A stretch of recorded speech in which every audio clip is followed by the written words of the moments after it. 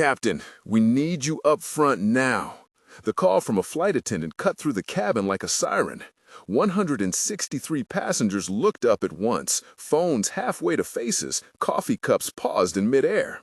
It was 10:17 a.m. at cruising altitude on Flight 317, and a single exchange at row 4 had already made the cabin into a courtroom.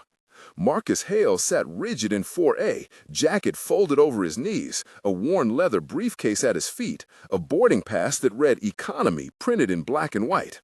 His hands trembled just enough to catch a few glances. Across the aisle, Emma Morgan held her phone high, live stream rolling, her viewer count climbing by the second. In 30 seconds, a throwaway argument about seats would not be about a seat at all. It would be about who gets presumed to belong where and what institutions do when someone refuses to accept an assumption.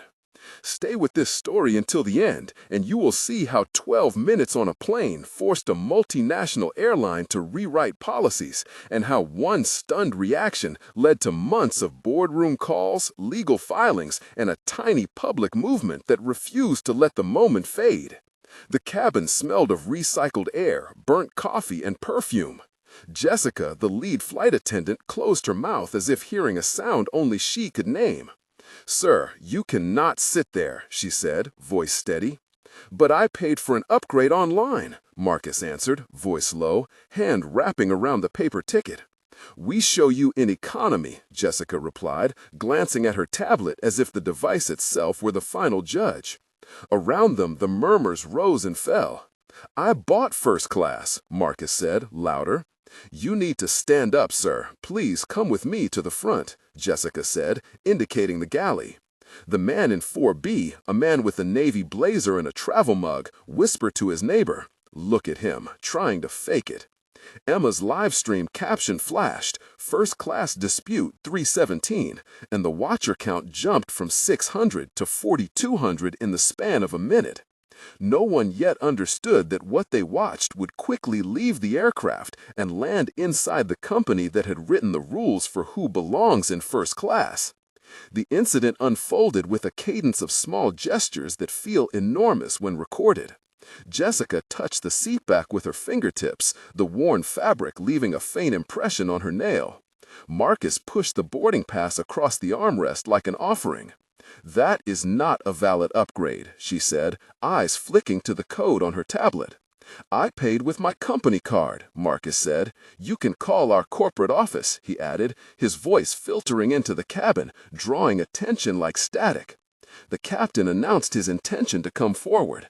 Every face turned. The temperature in the cabin seemed to drop. The first sign of escalation was not a shout, but a phone notification sliding across a screen, then another, then a chorus. Emma asked, "Do you want me to go live?" Marcus glanced at her, hand opening and closing. "You do what you need to do," he said. Her timer started, and the room migrated toward the pixels. Marcus Hale had not always been a man who drew attention. He grew up in a small Ohio town where his mother worked 2 jobs and where his first memory of fairness was a teacher insisting he share the last pencil with a classmate. He learned early that systems are written by people and that sometimes the rules reflect who is comfortable in the room.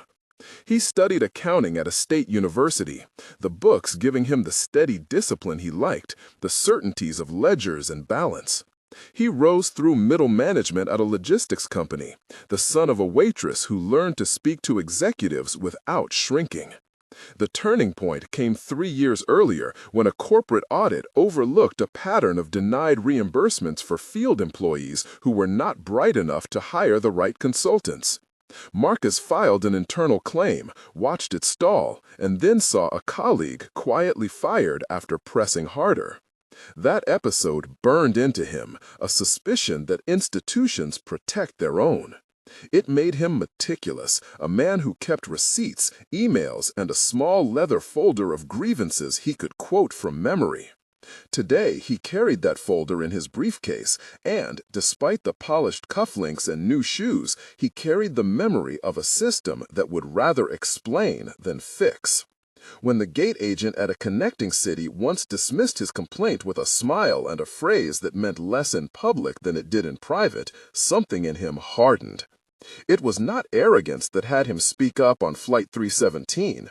It was the accumulation of small erasures, the requests that evaporated, the polite words that masked a pattern.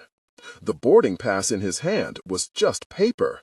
The decision to stand and insist was the result of years of cataloging how power looks in daily life. The first escalation was contained but public. "Sir, you need to deplane," Jessica said as the captain walked in, tie slightly loosened, badge reflecting the cabin light. "We need to confirm your seat assignment." Marcus folded his hands. "I upgraded. The email is right here," he said, sliding his phone across the tray table. The captain, Captain Reyes, scrolled through the message and then looked up. "Mr. Hale, there is no record on our system," he said, voice measured. "This is humiliating," Marcus answered, nearly whispering. A passenger murmured, "Why is he making a scene?" Another said, "Maybe he is lying." Emma, still live, narrated, "He says he paid for first class. The agent refused him. People are recording. This is insane." The number in her stream jumped to 12,000 viewers. In that moment, the cabin was no longer an isolated space. The audience was no longer just the seatmates and the flight crew. It was thousands of strangers online and a handful of reporters who would retweet the live feed. Someone texted a newsroom. Someone uploaded a clip to a workplace forum. The issue spilled into networks that amplifying an assumption into an institutional problem. The arrival of the captain should have diffused the scene, but authority clarifies only when it is perceived as neutral. "Can you step into the galley for a moment, Mr. Hale?" Captain Reyes said, pointing to the front. Marcus rose. The soles of his shoes made a hollow sound against the aisle carpet. "I am not denying you service," Jessica told him. "We have a protocol about seat upgrades." Marcus answered, "The protocol should not be a way to remove people who look a certain way." Jessica's jaw tightened. "Sir, please do not accuse my crew of bias."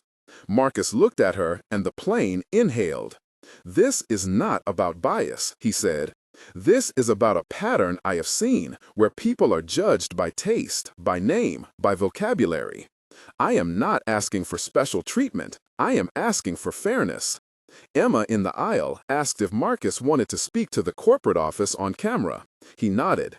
Captain Reyes put his hand to his ear as he took a call. The phone rang in the galley and across social media at the same time. By the time the gate agent Laura returned the call, the incident had become a public event. "We need to verify that boarding pass," Laura said, voice brittle.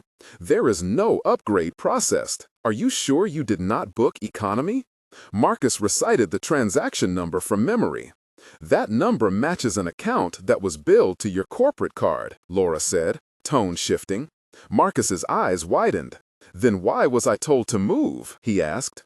"Because we received a flag on that payment," Laura said. "We thought it might be fraudulent." In the cabin, murmurs turned to judgmental glances. "So you thought I was a fraud?" Marcus asked, and the word stuck in the air like a physical object. "We were following procedure," Laura replied. "We had to." Emma's live stream title blinked new information, viewers spiking. Suddenly, the flag suggested not just a transactional error, but an assumption. Because Marcus did not look the part, the system preferred to suspect him. When security was called, the escalation moved from an argument to an institutional action. Security Chief Peters arrived with 2 officers, uniforms crisp, their radios clicking. "Sir, we are going to escort you to the jetway to verify identity," Peters said. "I will not be escorted," Marcus replied. "I will cooperate, but not under force." "We have to maintain order," Peters said. "If you refuse, we may need to remove you for safety." Marcus looked at the cameras, at the phones, at the faces. "Take me where you need," he finally said, voice steady but with a tremor. The cabin recorded every step. The walk to the front of the plane felt like a procession. The air was thick with the smell of sanitizer and the metallic tang of the plane door opening. Emma narrated each footfall. "This is happening live," she said. Her feed counted now 68,000 viewers. That number changed the calculus, turning a seat dispute into a reputational crisis. The social media escalation deserves its own architecture of detail because it is a public that makes institutions move. Within 12 minutes of the initial complaint, the hashtag seat bias trended regionally. A local TV station posted a short clip and tagged the airline. A workplace forum where Marcus was known debated whether he was truthful. A former employee posted an internal memo about similar incidents in other hubs. The airline's social media team noticed. Naomi, the PR liaison, called from the company's crisis center and asked for the incident number. "We are aware of a situation on Flight 317, she said, voice calm. "We are monitoring and will respond." Her team watched Emma's stream, the comments, the share counts. A pattern appeared in the comments, dozens of accounts describing denials that fit a similar profile. The public pressure multiplied the incident. What began as a single gate agent's decision became evidence of a wider protocol that, when fed into a system, disproportionately flagged certain passengers. Numbers, not arguments, started to matter. Viewer counts, share counts, clip watch durations, all metrics that would later be used to justify escalated internal reviews. Pause for a moment and tell us what you think. If what you just saw makes you angry or confused, you are not alone. If you have witnessed something similar, start your comment with "I saw" and tell us where it happened and what you did. If you think the crew acted correctly, start your comment with A. If you think there was bias, start with B. If you think the company should be held accountable, start with C. Your replies help document patterns other viewers might recognize. We read every testimony and use it to find recurrent practices that merit deeper reporting. Now back to the plane, where the formal language of security, policy, and procedure was about to meet a very public challenge. The boarding area outside the jet bridge looked like a small stage. Camera lights from phones cast sharp shadows. Andre Kim, a lawyer who happened to be aboard and who later becomes one of the named secondary characters, stepped forward and asked to see the identification of the officer making the decision. "We need to be lawful in our approach," he said, voice precise.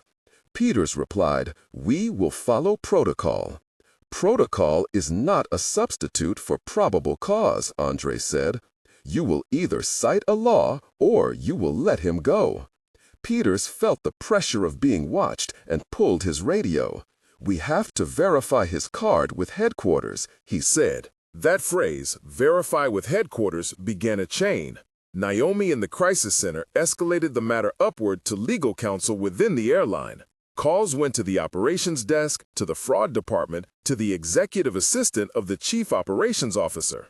Each call added friction and the possibility of a reversal. Within 20 minutes, corporate counsel was on the line. The legal and procedural description that followed matters because it shows how institutions deploy process when reputation is at stake. The airline initiated a preliminary fraud review, a standard internal protocol where transactions are cross-referenced against known payment flags and passenger histories. The review window is typically 24 to 72 hours, but in incidents with public exposure, the process compresses. A fast-track verification is requested, legal weighs in on disclosure risks, and PR coordinates public messaging. The council asks for a hold on public statements until the audit team completes a basic verification. At the same time, the operations desk advises the captain on safety implications and on the authority to deny boarding. These steps are meant to be procedural safeguards, but in practice, they can act as opaque shields that protect the company until the external temperature drops.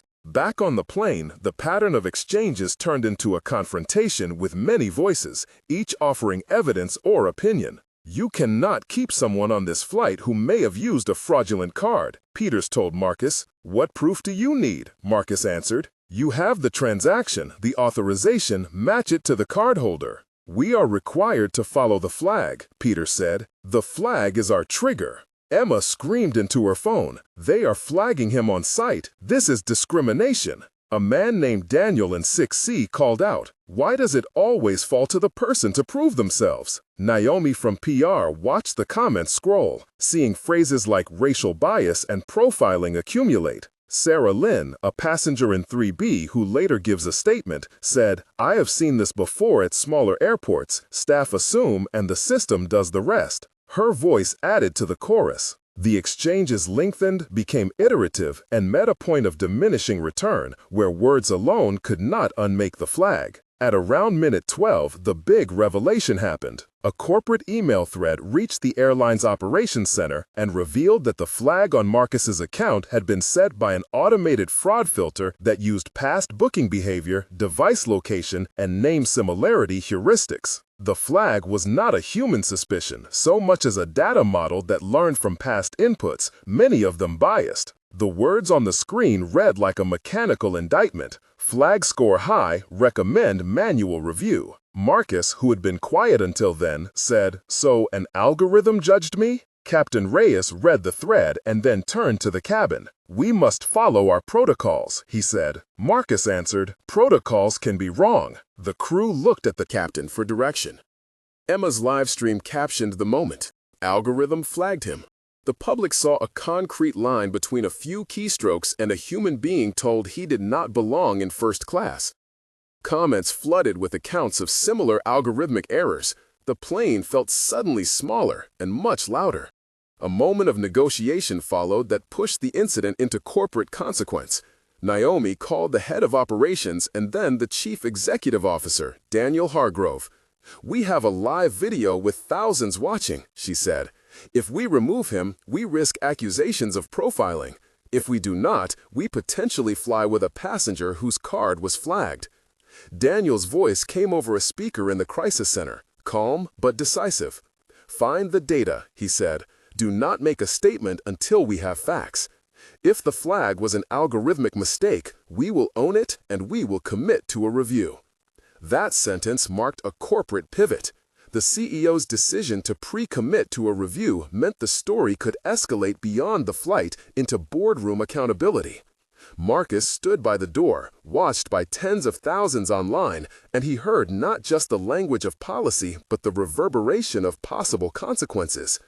The negotiation in the galley was long and intense, filled with short sentences and barbed pauses. "We will verify his identity and keep him off the flight until resolved," Peters said.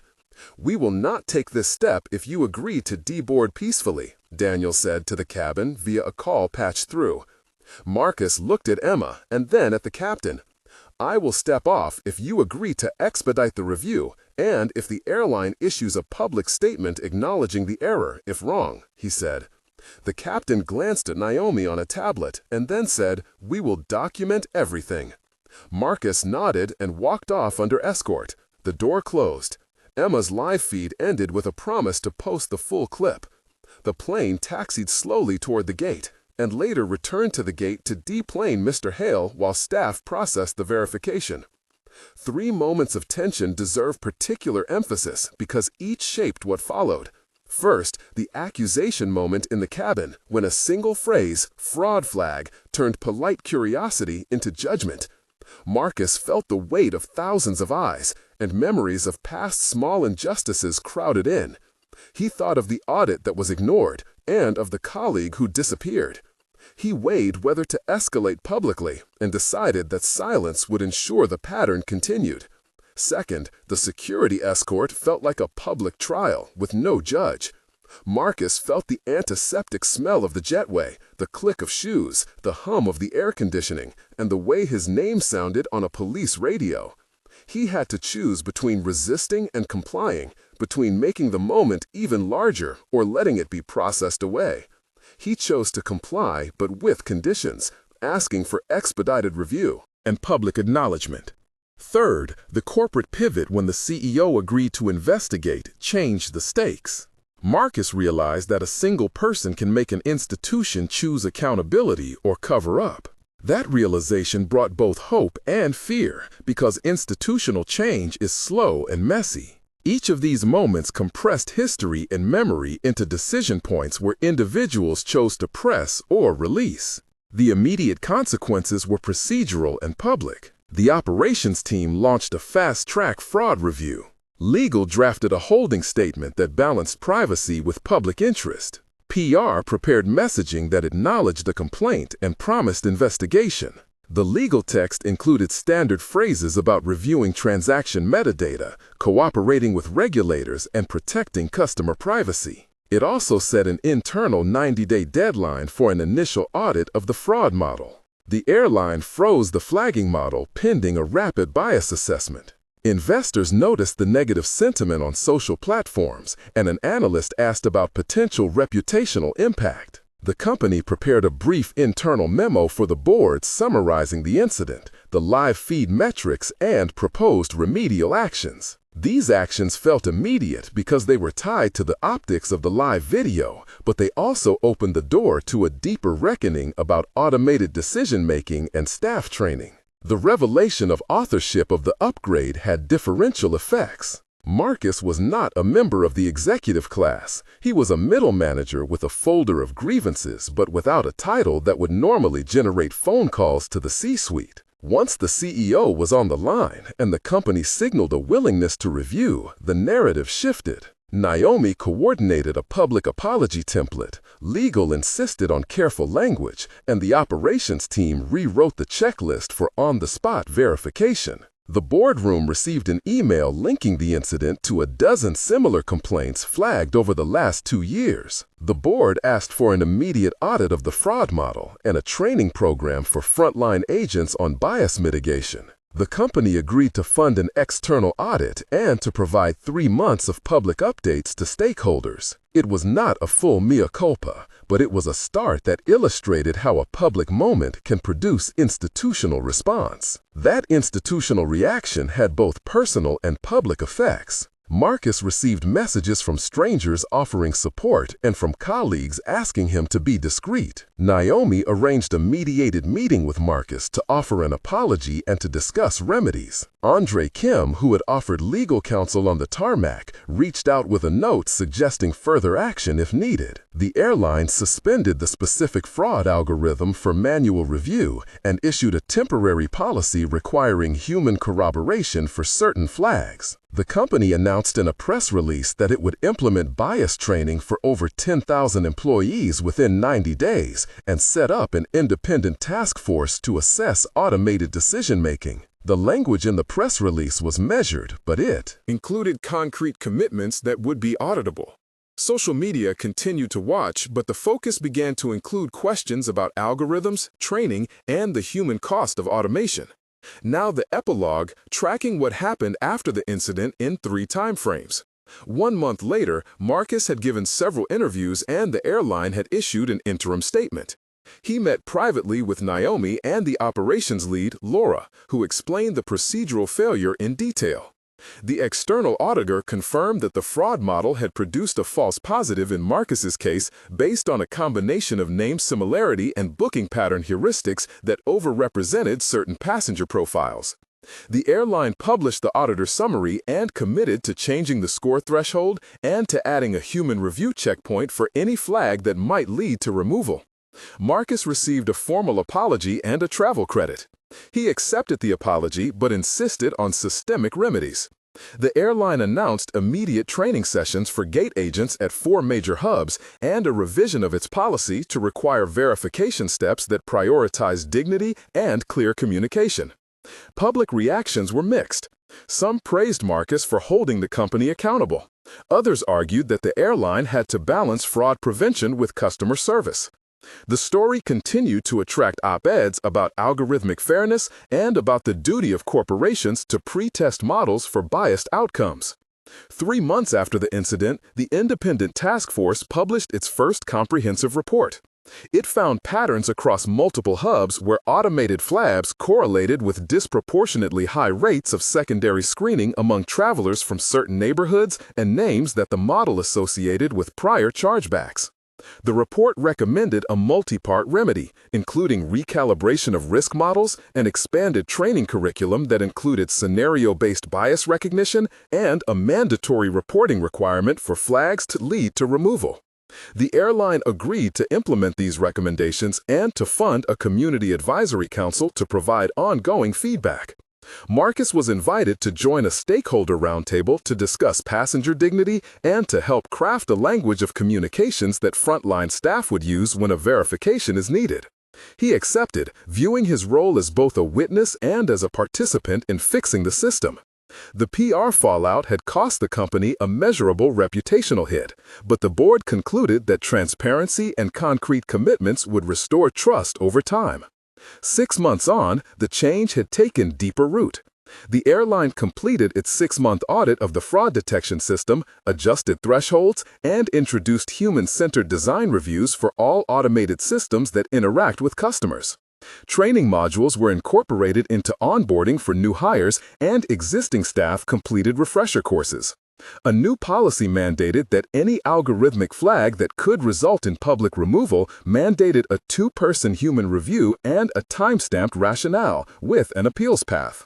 The company also set up a small reparations fund to provide compensation in verified cases where algorithmic error caused inconvenience or harm. Marcus used his visibility to found a small nonprofit focused on everyday fairness in public services, providing a hotline and template complaints for people who experience similar denials. The airline reported a drop in related complaints by 40% and published a transparency dashboard showing patterns of flagging and remedial actions. The movement that started with Emma Morgan's livestream evolved into a set of institutional reforms and a modest cultural shift across travel industry stakeholders. If there is a lesson in all this, it is that a moment captioned on a phone is not merely spectacle, it is evidence. It forces institutions to reckon with their processes and with the biases embedded in their systems. This was not just about one seat or one man. It was about the stories institutions tell themselves about who belongs where and the automated tools that can reproduce patterns of exclusion unless they are designed and audited with care. If this story moved you, share it, tell others, and if you witness an injustice, record it and add context. Your documentation can become the first draft of an institutional correction. Subscribe to the channel for more investigations that follow how private moments become public reforms.